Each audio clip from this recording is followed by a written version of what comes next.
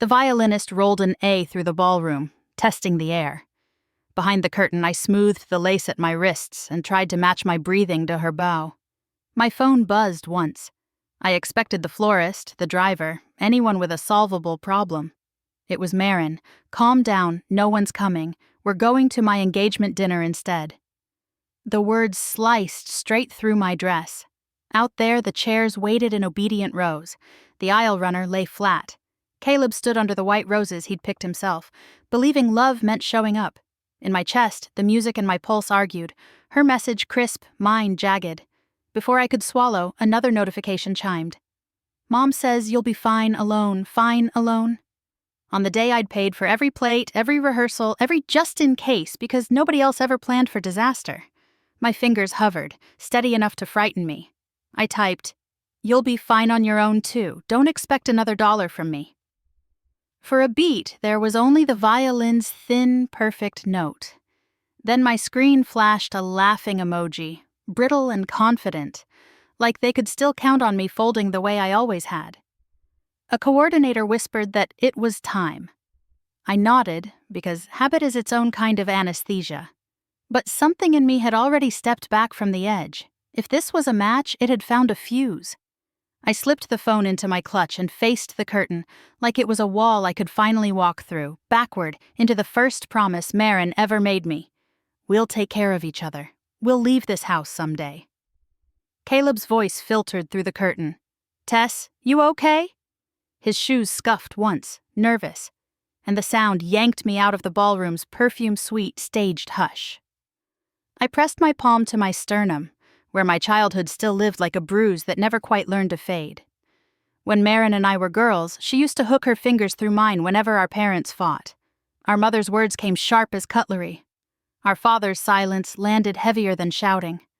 Marin would whisper into my shoulder, "We'll get out. We'll take care of each other." I believed her because she was the only soft thing in a house that demanded apologies from the wrong people. Then we grew up, and her softness learned to smile while it stole.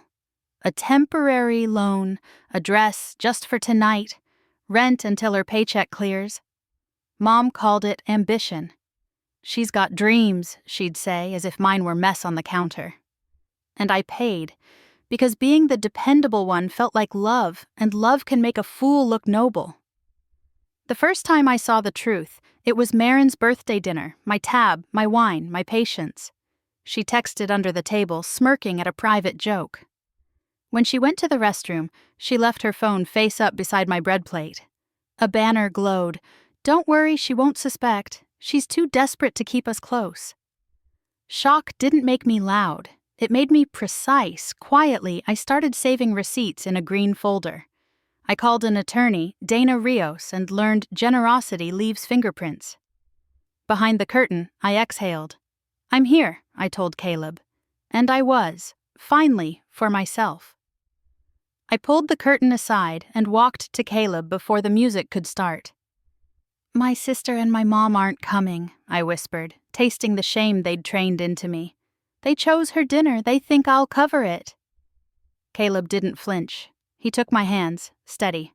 Then we get married without them, he said, like it was the simplest truth in the room. The violinist lifted her bow. I nodded once, and the first notes rose like a door opening. When the officiant asked who escorted me, I stepped forward alone. I didn't look at the empty front row seats. I looked at Caleb. I did, I said, and my voice didn't shake. The applause that followed wasn't thunderous, but it was real.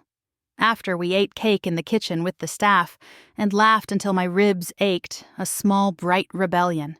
The next morning, I opened the green folder and drove to Dana Rios. We moved in clean lines. Contracts canceled, deposits refunded to the card in my name, the shared account frozen, my mother removed from my insurance, Marin's authorized user status erased. Dana called it boundary setting. I called it finally seeing the fine print. A month later, my phone lit up like an alarm. 102 missed calls, some from numbers I didn't recognize but knew anyway. When I answered, I didn't rescue them with words. I listened. Tess, my mother sobbed. Our cards won't work. They're demanding the venue money. Fix it. You always fix it. I'm not your safety net, I said. Calm, measured, done. The silence after that felt like clean air. I kept it, and I was fine alone, just not lonely.